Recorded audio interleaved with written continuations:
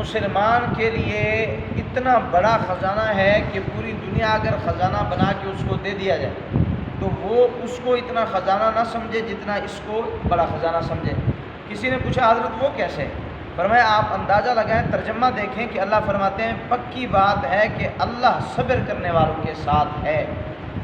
تو واقعہ سنایا انہوں نے، کہا کہ ایک مرتبہ ایک بادشاہ محمود اور ایاز مشہور ہے، وہ محمود نے اپنے وزیروں کو کہا کہ بھائی میرے خزانے میں سے دروازے کھول دو میرے خزانے کے، جس کا جو جی چاہتا ہے خزانے اٹھا لے۔ اب کسی نے جی بھاگ کے سونا اٹھا لیا، کسی نے ہیرے اٹھا لیے، کسی نے جناب وہ جو کاغذات تھے محل کے وہ اٹھا لیے، کسی نے کوئی چیز، یعنی خزانوں کی طرف پڑ گئے۔ اور جو ایاز نوکر تھا وہ جو ہے نا بس وہ بادشاہ کے یہاں کندھے پہ ہاتھ رکھ کے کھڑا ہو گیا۔ بادشاہ اسے کہنے لگا بھائی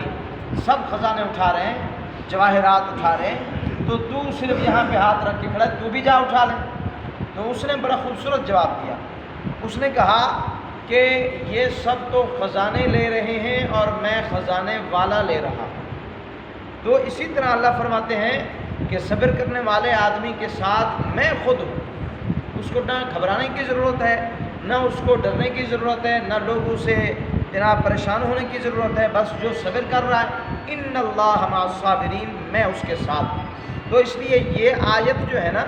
یہ ایمان والوں کے لیے ایک بہت بڑا حوصلہ ہے، بہت بڑا، کہ دکھے ہوئے آدمی کو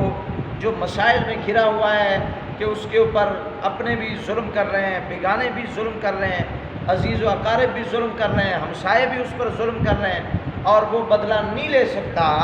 تو پھر اس کو یہ آیت یاد کرنی چاہیے کہ واقعی اگر میں کمزور ہوں میرا اللہ کمزور نہیں ہے، میرا اللہ بدلہ لے گا۔ تو آگے اللہ فرماتے ہیں وَلَا تَقُولُوا، اور نہ کہو تم لمن یقتل، اس شخص کو مقتول یعنی قتل کیا ہوا، فی سبیل اللہ، جو اللہ کے راستے میں قتل ہو جائے، امواتا، مردہ نہ کہو، جو اللہ کے راستے میں شہید ہو جائے، اللہ کے راستے میں لڑتا لڑتا شہید ہو گیا، قرآن کہتا ہے، اللہ کہتے ہیں کہ اس کو مردہ نہ کہو۔ اب دیکھو بھائی میں اچانک فوت ہو جاؤں، کوئی بھی اچانک فوت ہو جائے تو لوگ کہیں گے کہ بھئی یہ مردہ پڑا ہے، یہ میت پڑی ہے، کوئی بھی کسی کی میت تو لوگ اسے کہیں گے میت پڑی ہے۔ لیکن شہید کے بارے میں قرآن کیا کہتا ہے کہ اسے میت نہ کہو، اسے مردہ نہ کہو، اسے مردہ نہ کہو،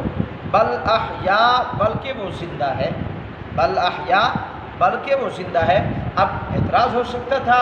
کہ جی ہمارے سامنے تو اس کی جو ہے نا انگلی کٹی ہوئی ہے، آنکھیں نکلی ہوئی ہیں، آنتیں بہر نکلی ہوئی ہیں، اور یہ بل احیاء اللہ کا قرآن کہتا ہے کہ وہ زندہ ہے۔ جو بم بلاسٹ ہوا اس کے اندر تو اس کے پرزے بھی نہیں مل رہے، تو یہ کیسے ہو سکتا ہے کہ وہ زندہ ہے؟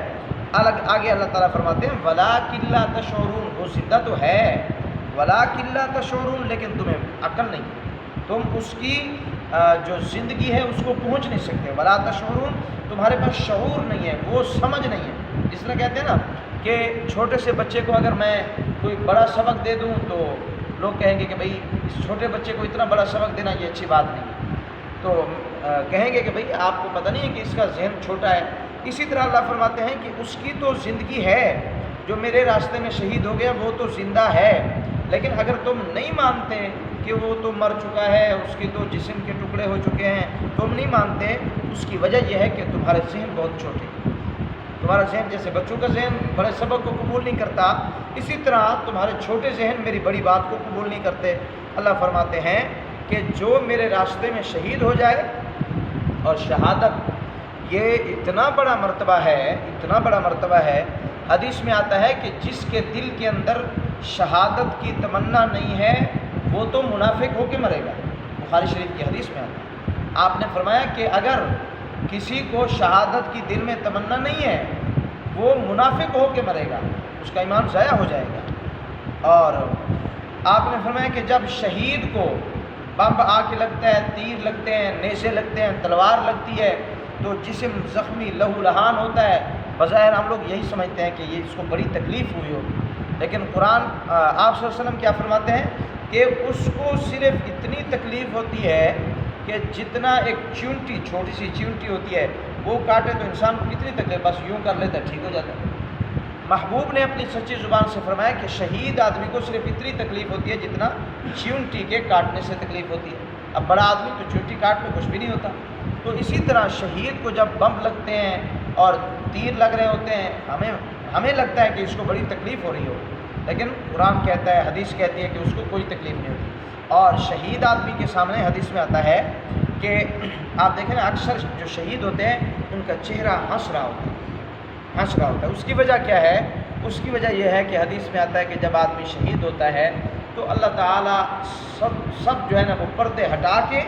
اپنے بندے کے سامنے آ جاتے ہیں، اور وہ اللہ تعالیٰ کے جب دیدار کرتا ہے، جو دیکھتا ہے کہ اللہ تعالیٰ سامنے آ گئے، وہ اللہ تعالیٰ کو دیکھ کے ہنس پڑتا ہے، اور ادھر سے وہ ہنس رہا ہوتا ہے، ادھر سے اس کی جان نکل جاتی ہے، ہنستے ہنستے اس کو موت آ جاتی ہے. ادھر سے ہمیں کیا لگتا ہے کہ وہ بہت تکلیف محسوس کر رہا ہے، لیکن ہمیں پیارے نبی کیا فرماتے ہیں کہ شہید ہونے والے کو اللہ کا سامنے دیدار ہو رہا ہوتا ہے، اور وہ بس اس دیدار میں اتنا خوش. جیسے آپ سنتے ہوں گے وہ لیلا مجنوں کا واقعہ کہ مجنوں کو کھڑا کر کے اس کو جناب وہ کوڑے مار رہے تھے، تو جب 100 کوڑے لگے تو ایک دن تو اس کو پرواہ ہی نہیں ہوئی، وہ ہنستا رہا. دوسرے دن بادشاہ نے کہا بھی دوبارہ لگاؤ اس کو. دوسرے دن جب پہلا کوڑا اس کو لگا تو رونے لگا. تو کسی نے کہا کہ بھائی کل تیرے کو 100 کوڑے لگے تو رویا نہیں، اور آج پہلے کوڑے پہ رو رہا ہے. تو اس نے کہا کہ کل جب میں کوڑے کھا رہا تھا تو سامنے میری لیلا تھی، میں اس کو دیکھ رہا تھا اور اس کے دیکھنے کی وجہ سے مجھے کوئی تکلیف نہیں ہو رہی. جی